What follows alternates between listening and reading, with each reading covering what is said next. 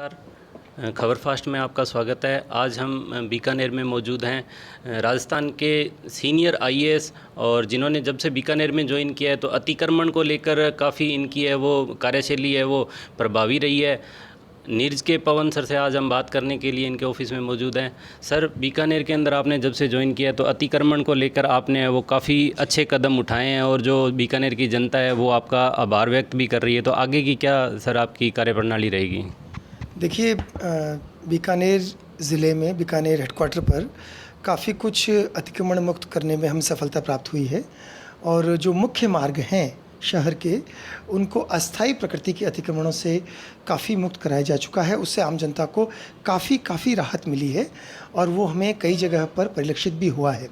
उसी दिशा को आगे बढ़ाते हुए बीकानेर ज़िले के अन्य नगरीय क्षेत्र यानी नोखा, लूणकरणसर, श्री डूंगरगढ़, इन जगहों पर भी इसी प्रकार की सिमिलर गतिविधि की जा रही है और हमें विश्वास है कि बीकानेर ज़िले में किसी भी नगर में हमने सबसे ये आग्रह किया है कि अस्थायी प्रकृति का अतिक्रमण कहीं पर नहीं हो ताकि आम जनता को सुगम राह मिल सके। इसी अनुभव को आगे बढ़ाते हुए जो डिवीज़न के बाकी 3 ज़िले और हैं यानी गंगानगर, हनुमानगढ़ और चूरू, उनके हेडक्वार्टर्स के को भी ये कहा गया है कलेक्टर साहबान से कि वे भी अपने अपने ज़िले में इस प्रकार के प्रयोग को वहाँ पर दोहराएं, वहाँ पर आम जनता के सहयोग से उनको समझा करके जो आम रास्ते हैं उनको सुगम करें, उनको मुक्त कराएं ताकि आम जनता उनका भली-भांति उपयोग कर सके। सर, अभी जो पानी को लेकर समस्या आ रही थी, आपने बहुत ही अच्छे तरीके से वो हैंडल किया सारी सिचुएशन को बीकानेर संभाग को। और चारा की अभी तक सर समस्या है वो स्टिल है वो देखने को मिल रही है, तो उसको लेके देखिए, पानी की समस्या, पीने के पानी की समस्या बिल्कुल पूरे डिवीज़न में आई थी, बल्कि नहरबंदी के बाद राजस्थान के 11 ज़िलों में पीने के पानी को लेकर कोई समस्या उत्पन्न हुई थी।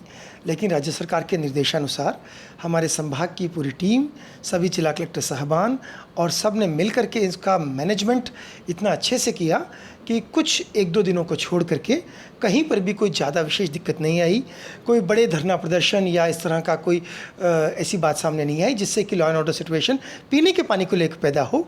उसके लिए हमारे पूरे संभाग की पूरी टीम बधाई की पात्र है। राज्य सरकार के जो निर्देशन थे उसके अनुसार हमने सभी जगह पर पर्याप्त व्यवस्था, चाहे वो टैंकर चलाने हों, टंकियाँ रखनी हों, अस्थायी रूप से कुछ नलकूप तैयार कराने हों, वो सारा किया गया और आपने देखा होगा कि किसी प्रकार की कोई समस्या नहीं आई और 2-3 दिन पहले नहर का पानी भी वापस आ गया है और अब पूरे डिवीज़न में, आई रिपीट, पूरे डिवीज़न में पीने के पानी को लेकर के कहीं पर कोई दिक्कत नहीं है।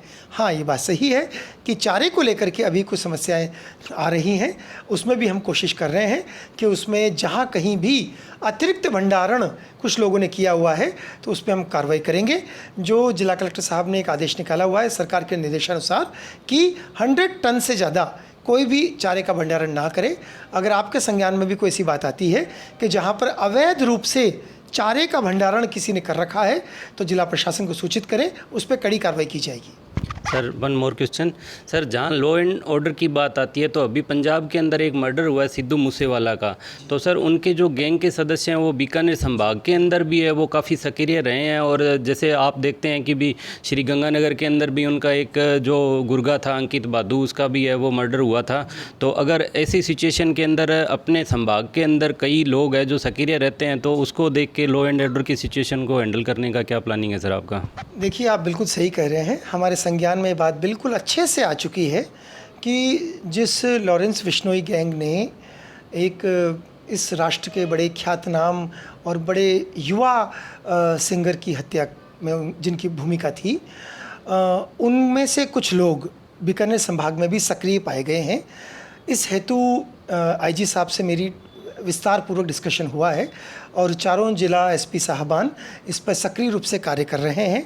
तभी हमारे पास किसी भी प्रकार की कोई बदमाशी होगी तो उसे कड़ाई से निपटने के लिए पूरी टीम तैयार है। हमें पूरा विश्वास है कि हम राजस्थान में इस प्रकार की कोई भी बदमाशी हम तनिक रूप में भी स्वीकार नहीं करेंगे। कोई भी बदमाश, चाहे वो लॉरेंस बिश्नोई गैंग का हो चाहे अन्य किसी गैंग का हो, अगर कहीं पर भी कोई बदमाशी में लिप्त पाया गया तो उसके खिलाफ कानूनन कार्रवाई कड़ाई रूप से की जाएगी। तो ये थे हमारे साथ बीकानेर के यंग एंड डायनामिक संभागीय आयुक्त नीरज के पवन सर। मैं खबर फास्ट के लिए अजय डेलू, बीकानेर संभाग ब्यूरो, राजस्थान।